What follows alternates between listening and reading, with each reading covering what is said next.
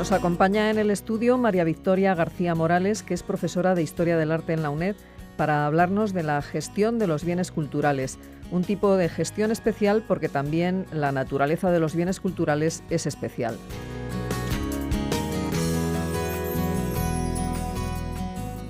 María Victoria, muy buenos días y bienvenida a Sin Distancias. Buenos días, Clara.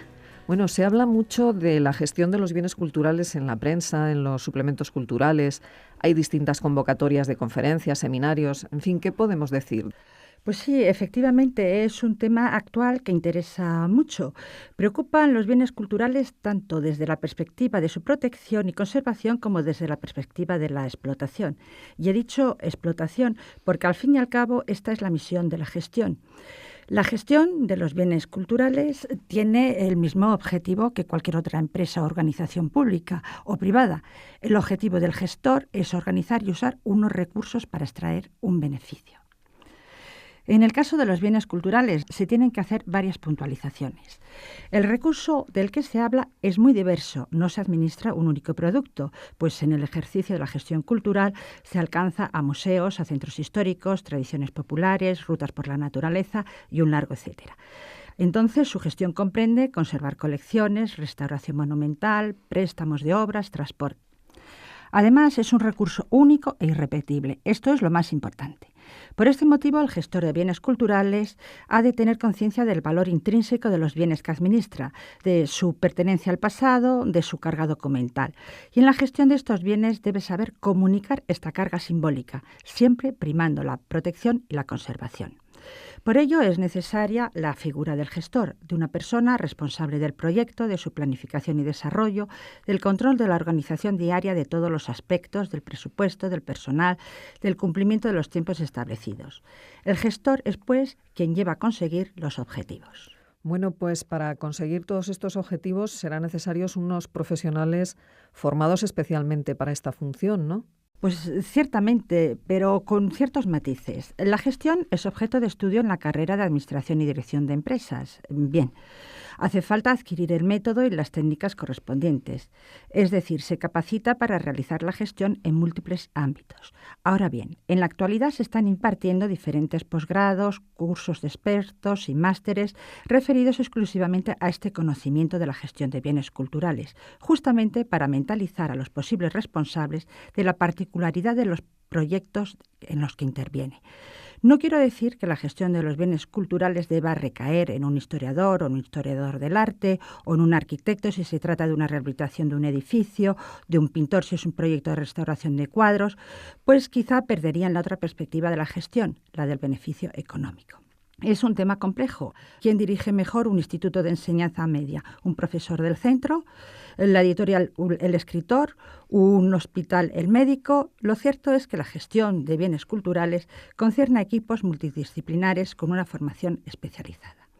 En resumen, sea o no una nueva profesión o empleo, el gestor de bienes culturales se le pide un perfil determinado en su actuación para que sepa crear equipos humanos, captar recursos, diseño de planes, comunicación.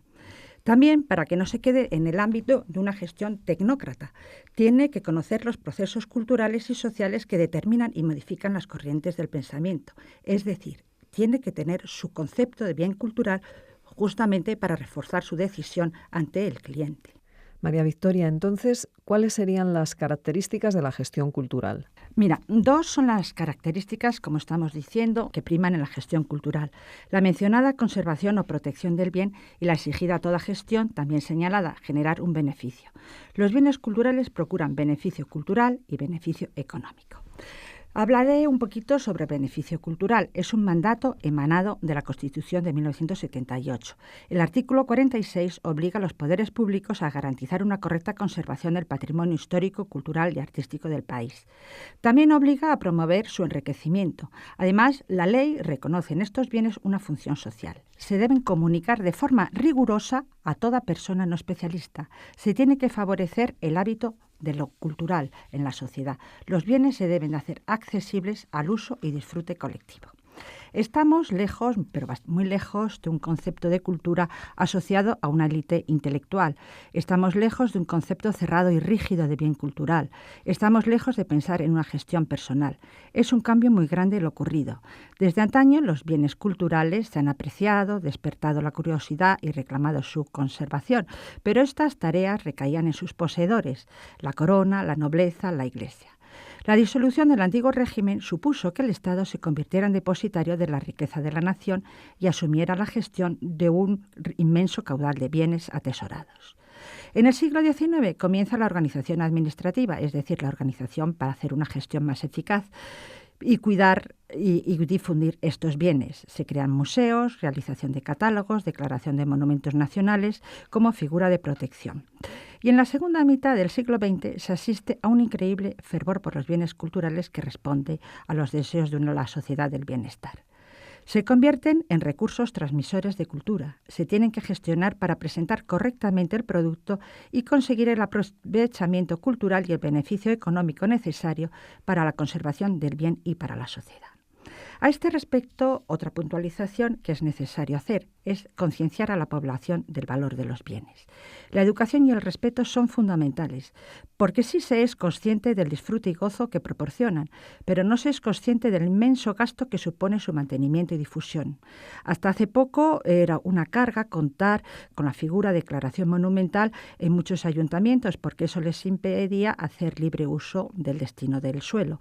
Es decir, hay que asumir que hay que contar con una concienciación y una responsabilidad muy grande. Se ha avanzado, como estamos comentando, y lo que antes era único e individual al cuidado de su propietario ha evolucionado hasta convertirse en un inmenso conjunto en el que conviven bellas artes, la ciudad, lo material, lo intangible, la naturaleza. En este sentido, existe un amplio consenso entre los miembros del Consejo de Europa y de la UNESCO para considerar que el concepto de cultura incluye en la actualidad los ya mencionados, pero asimismo la cultura popular, la cultura industrial de masas y la cultura del día a día. Esta nueva perspectiva hace necesario establecer un plan, una organización, gestionar, para transformar el bien en producto activo, generador de beneficios, para que contribuya a su propia conservación. Es como una pescadilla que se muerde la cola. El bien ofrece el conocimiento de nuestra civilización, produce beneficio en cuanto incentiva la cultura personal y favorece la comunitaria al implicarnos en el tiempo y en la historia. El bien no puede permanecer entonces encerrado, se ha de mostrar, comunicar, como he dicho, de forma rigurosa pero accesible. Es el denominado valor de uso del que hablaremos. Para comunicar, hacer accesible el bien, optimizar los recursos, obtener beneficio económico y lograr su conservación, se necesitan técnicas adecuadas, las que tiene que proporcionar el gestor. Es el criterio de sostenibilidad, que no de sobreexplotación. Y es hablar sobre el beneficio económico, punto en el que es fundamental el papel del gestor, como he dicho. Él conoce las técnicas adecuadas y sabe cómo aplicarlas. Podemos pensar que gestionar simplemente es organizar, llevar a cabo una acción sobre algo para conseguir un objetivo. En principio, esta función parece que no ofrece dificultad, que bastaría para ejercerla el sentido común y la intuición. Es cierto que estas cualidades son necesarias, pero siempre y cuando estén acompañadas o complementadas con el dominio de las técnicas propias de la gestión, adquiridas, sin lugar a dudas, en los estudios especializados. María Victoria, ¿podrías comentarnos algo precisamente sobre esto, sobre las técnicas de gestión cultural? Mira, lo primero y principal es definir los objetivos del proyecto y establecer un plan de gestión que supone decidir sobre varios puntos imprescindibles para su desarrollo. Cualquier gestor domina esta teoría. Priorizar los objetivos, especialización, distribución y hacer responsables de las tareas, es decir, se establece un organigrama cuya cúspide la ocupa el director del proyecto, que es el último responsable del éxito o fracaso del plan. Un aspecto que hay que resaltar es la necesidad de implicar a la mayor parte de los protagonistas, formar un equipo cohesionado que asuma como propio el proyecto. Ha ocurrido muchas veces en los ayuntamientos que se busca el asesoramiento de consultores externos sin contar con el equipo que lo va a implantar. Entonces, eso va a dificultar muy mucho conseguir un objetivo con éxito. Por eso, como ya lo conoce la teoría, la inmensa mayoría de quienes se dedican a la gestión, voy a resaltar solamente lo que creo que es relevante técnicamente en un plan de gestión, el control de dos parámetros, el tiempo y el presupuesto. Si en el seguimiento del plan se vigilan y examinan, se conseguirá el resultado deseado. Obviamente, el gestor como responsable último del proyecto es lo que desea. Si no se cumplen tiempos ni presupuestos, se encarece, se cambian los programas y se llegará a un mal resultado. Otro aspecto técnico importante a tener en cuenta en los proyectos de gestión es que la conservación del bien ha de ser compatible con el mencionado valor de uso. El uso del conjunto de bienes patrimoniales pide distintas acciones, es decir, impone aplicar técnicas diferentes según del bien del que se trate. Si es un bien que a lo largo del tiempo no ha perdido su funcionalidad, sería el caso de una iglesia gótica en la cual se ha mantenido su culto sin interrupción. El programa, las técnicas a aplicar serán diferentes a las que haya que aplicar en otra iglesia gótica que ha sido clausurada y que se busca su permanencia. En este caso, el proyecto tiene que plantear y decidir, basado en el conocimiento científico, las posibles soluciones, bien como sala de exposiciones, como restaurante que también se ha dado, como discoteca. Otro ejemplo es la reconversión de los museos provinciales, tan ejemplo del siglo XIX. Muestran los objetos de una manera que ha quedado obsoleta. El programa de renovación será distinto según las piezas o objetos que se quieran mostrar. Lo mismo ocurre con la intervención en los parajes naturales. Ha de ser diferente conforme sea el entorno. En nuestro mundo actual, bienes que han sufrido los embates de guerras y expolios de la naturaleza, del abandono, bienes que podemos decir que han sobrevivido milagrosamente, pueden desaparecer a pesar de los métodos y técnicas de los programas de gestión, pues existe una contradicción casi irresoluble entre la obligación de preservar de daño y, por tanto, conservar para el futuro los bienes que se gestionan y la también obligación de facilitar a la gente el acceso al patrimonio.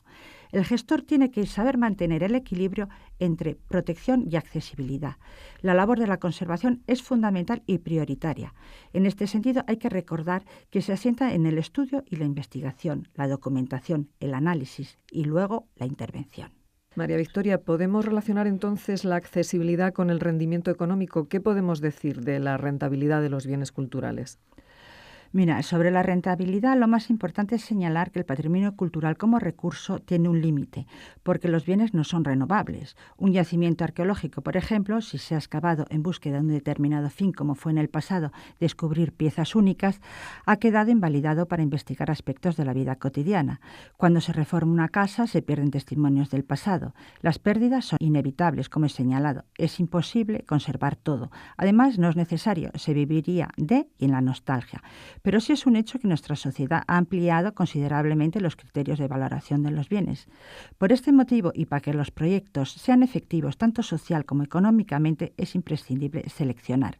Máxime cuando se da por finalizada la sociedad del bienestar y los recursos económicos han descendido considerablemente. Los programas se tienen que priorizar tanto desde las instituciones públicas como desde las organizaciones privadas. ¿Qué elementos son más representativos? ¿Cuál es su posibilidad de uso? Preguntas cuya respuesta se ha de dar en consonancia con los principios dominantes en cada momento. Criterios de selección impuestos también por factores externos de carácter legislativo, administrativo, económico y político. No tenemos que olvidar que el concepto de patrimonio no es único y objetivo, sino condicionado por todos los factores de los que estamos hablando. Es decir, no siempre se selecciona lo que el experto puede pensar como más conveniente porque han prevalecido juicios de oportunidad. Pero al final la decisión se justifica histórica y socialmente porque quien la lleva a cabo, individuo u organización, son producto del tiempo en que viven. Los que nos hereden juzgarán la selección. ¿Hay distintos modelos de gestión según el cliente sea una institución pública o privada? En efecto, sí. Al principio he comentado la diversidad de bienes que ampara lo cultural, monumentos, museos, centros históricos, ciudades, centros de interpretación, etcétera. Por ello, hay distintos modelos de gestión en consonancia con el objetivo de la organización. Solamente voy a enumerarlas. Hay organizaciones dependientes de la administración pública, como sería el Estado, la autonomía, los ayuntamientos, los cabildos, también las universidades o las empresas públicas. Otro tipo de organización es la que goza de una determinada autonomía respecto a la organización tutelar institucional, por medio de un patronato, junta o consejo. Otro modelo de organización son las organizaciones independientes no lucrativas y también se pueden enumerar las empresas privadas unipersonales o constituidas en sociedad. Pero como no puedo puntualizar los cometidos y organización de cada una, lo que sí que es importante destacar es que el Estado es el principal cliente, máxime cuando se entiende que la cultura es un valor en alza en este denominado estado del bienestar. Pero ahora que la perspectiva está cambiando, se hace necesario mayor eficacia en la gestión de lo público y mayor protagonismo de la iniciativa privada para que el patrimonio cultural siga cumpliendo su cometido en una sociedad democrática moderna. Cometido que exige servir a la memoria colectiva, contribuir a la educación de todos y proporcionar recursos a la industria cultural. Este enfoque es asumido y difundido por la Comunidad Europea cuando en diferentes documentos pone de relieve la importancia de las actividades culturales para la sociedad y su potencial para la creación de empleo. Como conclusión, podemos decir que la dimensión social de los bienes culturales ha llevado a asumir una serie de cargas en responsabilidad y en gasto. Por ello, la gestión debe abrirse a fórmulas nuevas, orientadas al mercado, sobre todo en aquellos aspectos que tienen relación con la vertiente divulgadora.